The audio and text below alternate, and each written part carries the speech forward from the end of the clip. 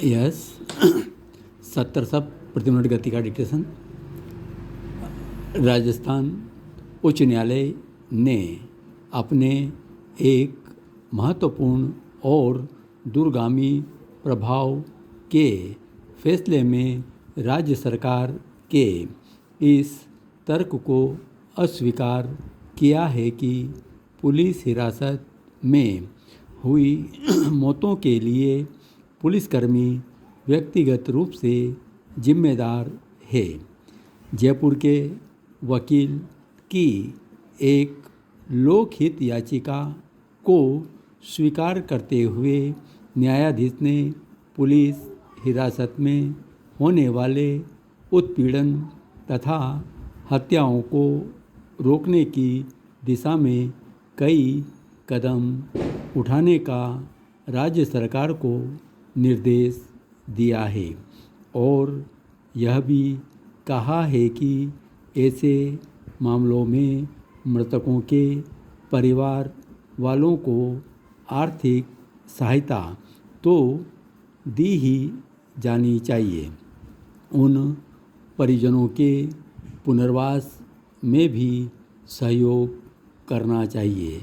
Police हिरासत में यातना देने के मामले पिछले वर्षों में निरंतर बढ़ते रहे हैं, जो पूरे समाज शासन के लिए चिंताजनक होने चाहिए। इस याचिका पर बहस में भाग लेते हुए राज्य सरकार के तत्कालीन अतिरिक्त महाधिवक्ता का यह तर्क कि पुलिस हिरासत में हुई मौत के लिए राज्य सरकार उत्तरदायी नहीं है, बहुत चिंताजनक है और सरकार की संवेदनहीन मानसिकता का द्योतक है। यह संतोष की बात है कि माननीय न्यायाधीश ने इसे एक लचर दलील की संज्ञा दी है और कहा है कि रक्षक दल को भक्षक तो नहीं बनने दिया जा सकता।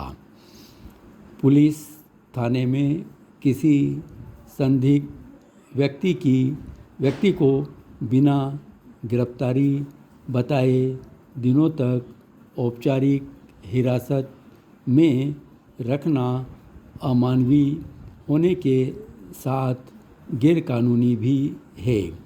थाने में हिरासत में रखे गए व्यक्ति को यातना देते समय पुलिसकर्मियों के सिवा और कोई गवाह होता नहीं है।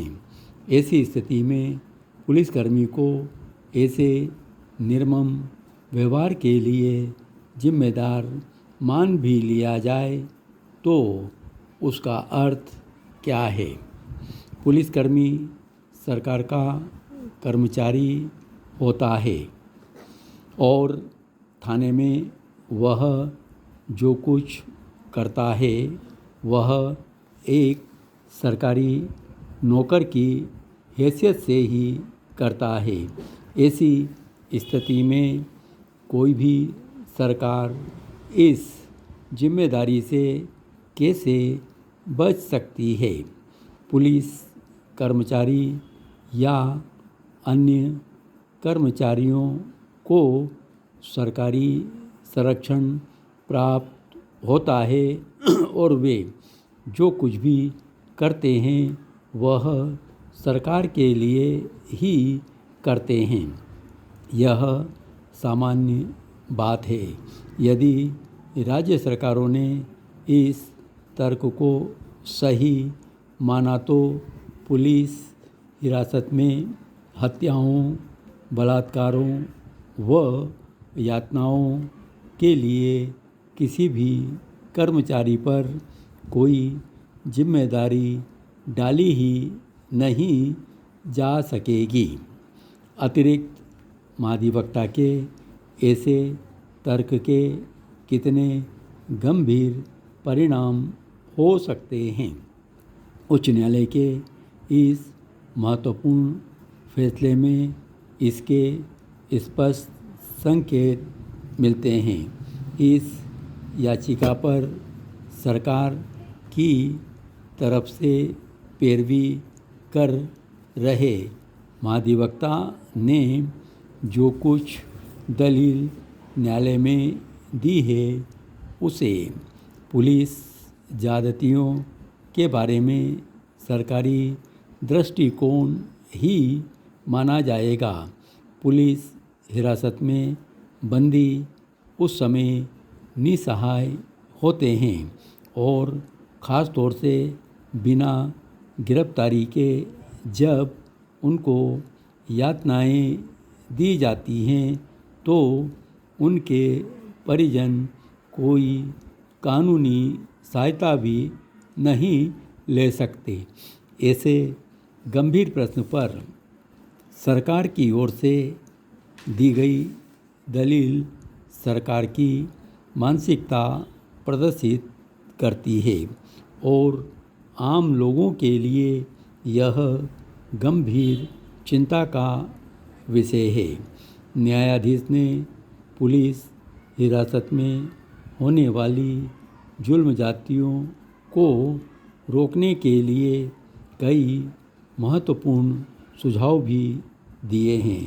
एक निर्देश यह भी है कि राज्य सरकार एक समिति गठित करे जिसमें पुलिस और प्रशासन के वरिष्ठतम अधिकारी, निष्ठावान, अनुभवी सामाजिक कार्यकर्ता, विधायक, मेडिकल कॉलेज के प्राचार्य आदि को शामिल किया जाए। धन्यवाद।